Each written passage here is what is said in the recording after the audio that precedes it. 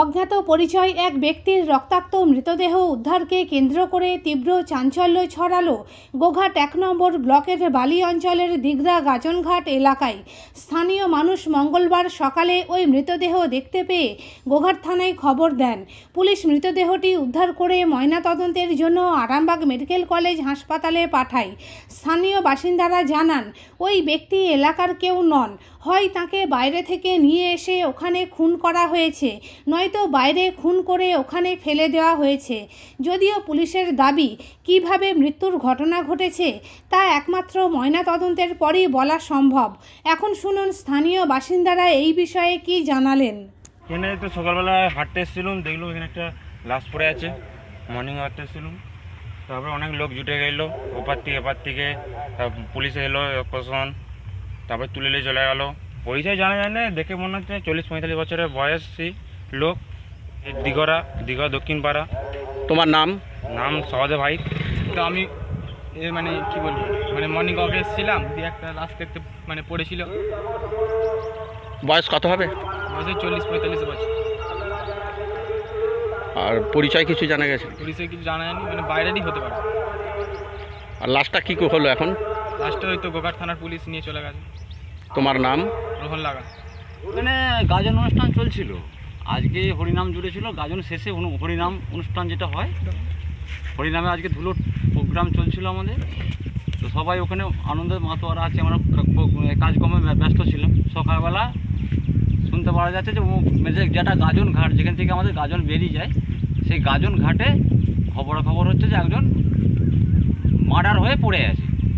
তো আমরা ছুটে এলাম, এখানে এসে দেখলাম প্রকৃতই একজন মার্ডার হয়ে পড়ে আছে। আপাতত আমরা সিভিক পুলিশকে খবর দিলাম। সিভিক পুলিশরা এসে গোঘাট থানায় খবর দিল। মানুষটাকে চিনতে পারা যাচ্ছে না, এখন পর্যন্ত তার খবর কিছু নেই, কোথায় বাড়ি কিছু জানা যাচ্ছে না। মুখটা পুরো থেদলে দিয়েছে, চিনতে পারা যাচ্ছে না। গোঘাট থানার পুলিশ এসে নিয়ে গেল, এখন পর্যন্ত কিছু নাই। ঘটনাটা ঘটেছে দিগরে গাজনতলা, যেটা গাজন ঘাট, এই পর্যন্তই জানি। আর এই জায়গাটা দিঘারাই? এটা দিঘরা গাজনতলার গাজন ঘাট। ঘটনাটা কখন ঘটেছে, আপনারা কখন শুনলেন? সকালে কানাঘোষা আমরা সব কর্মই ব্যস্ত ছিলাম। আজকে একটা ধুলোটার প্রোগ্রাম আছে আমাদের, গাজন অনুষ্ঠান চলছিল। সেই মুহূর্তে সকালবেলা খবর হচ্ছে যে অমুক জায়গায় এই গাজন ঘাটে একটা বডি পড়ে আছে। তারপর আমরা ছুটে আসি, পাড়ার লোকজন ছুটে আসে, বা সিভিক এখানে ফোন করতে সিভিক পুলিশ আসে, প্লাস গোঘাট থানায় খবর দিতে পুলিশ এসে বডি নিয়ে চলে গেছে। আপনার নাম? আমার নাম অসীম মান্না। আপনার বাড়ি? এইখানে দিগরেই। সকালবেলা খবর পেলাম যে এখানে একটা মার্ডার হয়েছে, পড়ে আছে, একটা লোক পড়ে আছে, এটাই শুনেছি। আপনি আর আসেননি? না, আমি এসে পালিয়ে গেছি। আমার ছেলেটাই 7 মাস হবে আত্মহত্যা করেছিল, আমি এই জন্য বেরোইনি। আপনি কি খবর পাচ্ছেন এখানের ব্যক্তি নয় যিনি মার্ডার হয়েছে? এইখানে সব শুনতে পাচ্ছি, বলছে এইখানে কেউ নয়, অন্য জায়গায়। হ্যাঁ, অন্য জায়গায়। এখন কি পুলিশে নিয়ে চলে গেছে? হ্যাঁ, এসেই পুলিশে নিয়ে চলে গেছে। আপনার নাম দিদি? আমার নাম অপর্ণা সাঁতরা। বাড়ি? বাড়ি দিঘরা। আমি 5:30-এ আমি যখন বাড়িতে ঘুমাচ্ছিলাম, আমি ফোনটা পাই। আমি ফোনটা তুলে দেখি আমাদের ওখানের একটা ছেলে মণিকাঞ্চন পাল, সে আমাকে ফোনটা করে বলে যে রঘুদা, আমাদের গাজনতলার ঘাটের কাছে একটা মানুষ সম্ভবত মরে পড়ে আছে। আমি তাকে বললাম যে, বলার সাথে সাথে আমি আমাদের ভিলেজ পুলিশ বাসুকে ফোন করি, বাসুদেব বাস্কেকে ফোন করার পরে ও ফোনটা ধরেনি, রিসিভ করেনি। তারপরে আমাকে অনিমেষ পণ্ডিত বলে আরেকজন ভিলেজ পুলিশ, আরেকজন সিভিক পুলিশও ফোন করার পরে বলে ব্যাপারটা আমাকে জানায়।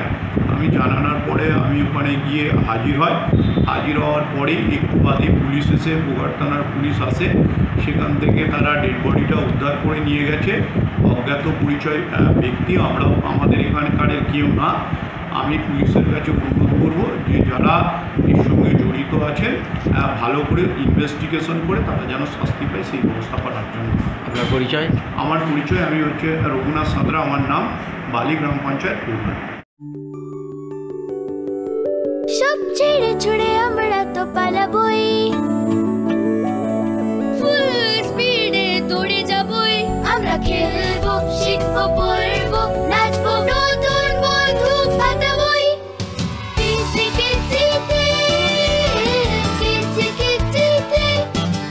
বাচ্চাদের কিডজি থেকে দূরে রাখা অসম্ভব। কিডজি, ইন্ডিয়ার ফেভারিট প্রি স্কুল।